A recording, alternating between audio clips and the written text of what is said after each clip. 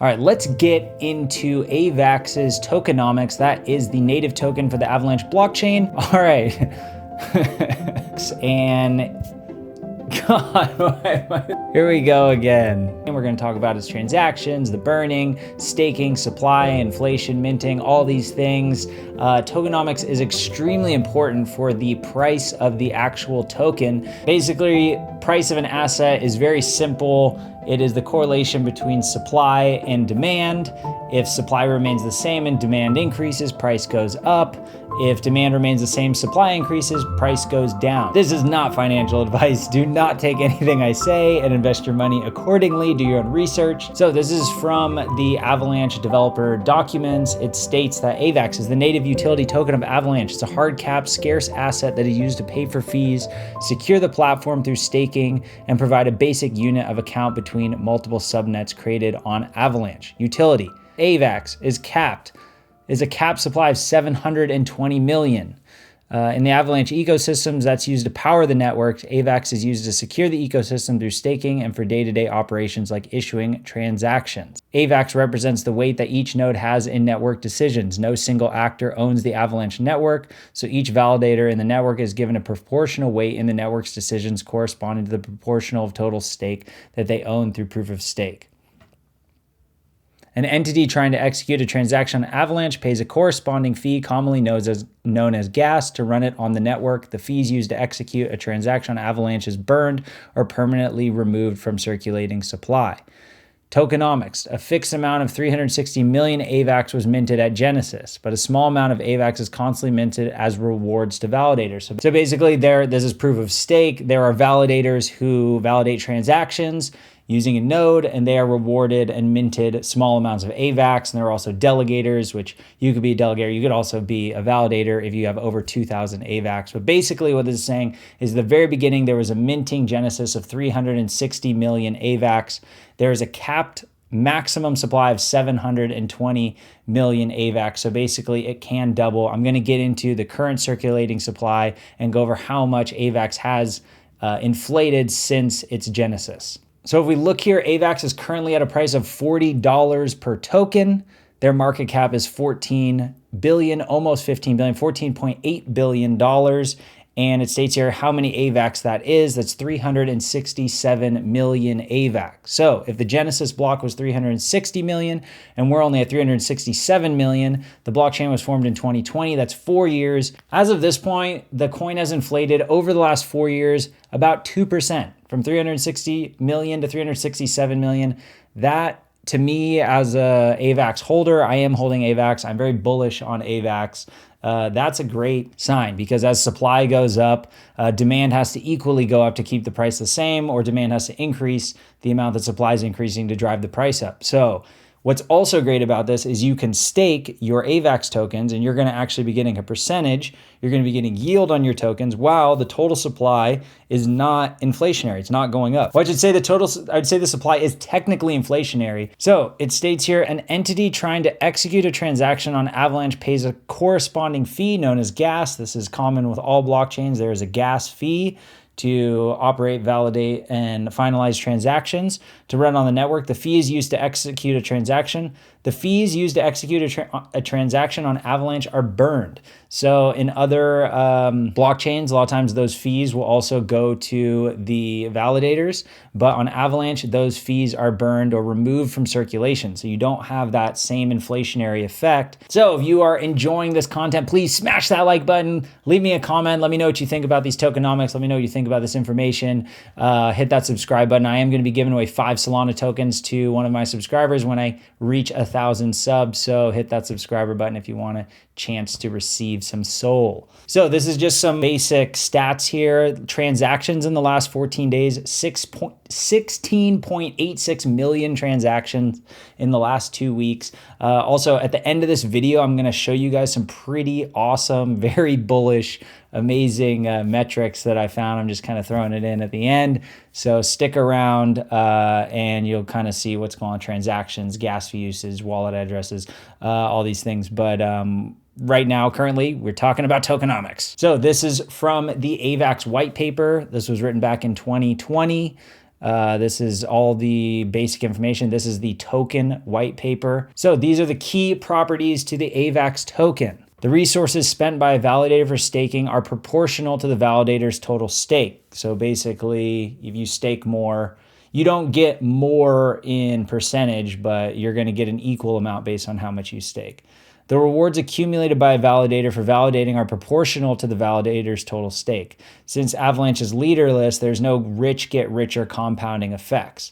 Validators that lock their stake for longer are rewarded more. So basically, if you lock your tokens for longer on the network, you are rewarded more for that, but you're not necessarily rewarded more for staking more tokens.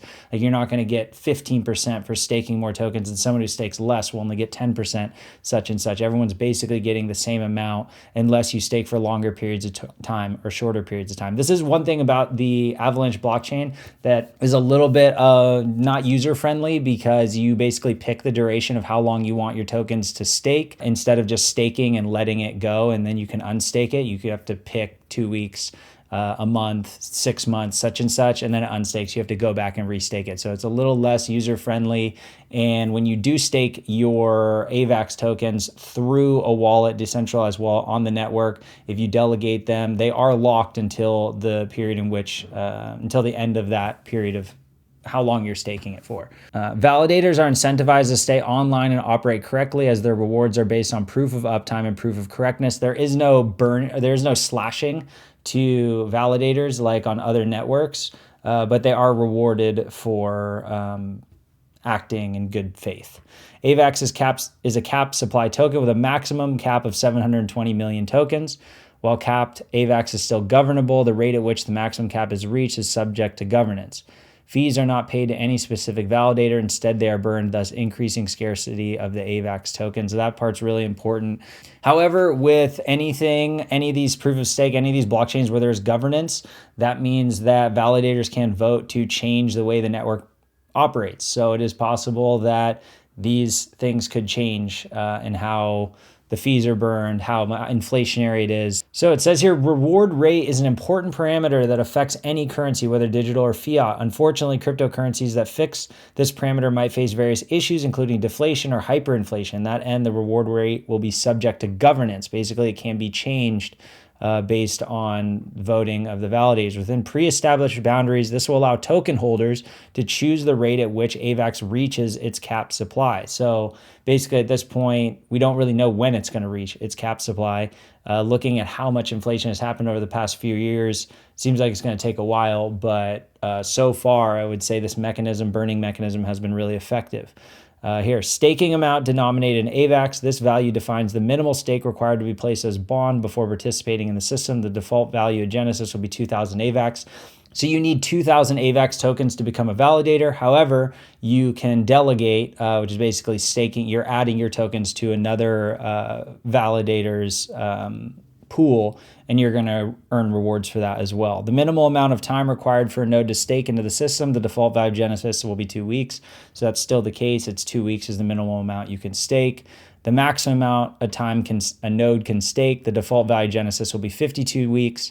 The two key parameters in governing the minting rate function, the fee structure, which is a set of governable fees parameters that specify costs of various transactions. This is showing if 50% or 100% of Avax tokens are staked, how quickly it will reach its genesis. Basically here shows if only 50% are staked, it's not really going to inflate very much. It's going to stay well below, almost at about a little over 60% of the total amount will be in circulation. And if it gets up to 100% staking, it'll get close to that 100, but 100% Avax tokens being staked is very, very, very, very, very unlikely, because people will always be trading and using their Avax tokens to do different things.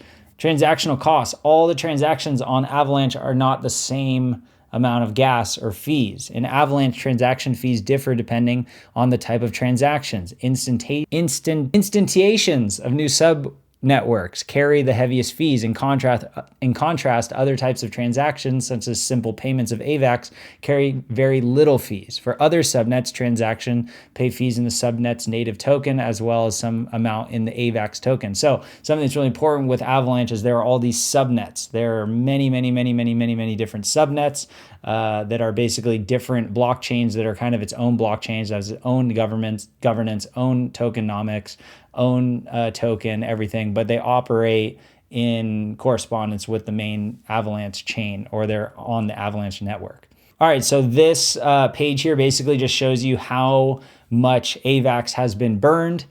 4 million Avax, 4.1 million Avax have been burned in fees. In US dollars, that's $144 million have been burned.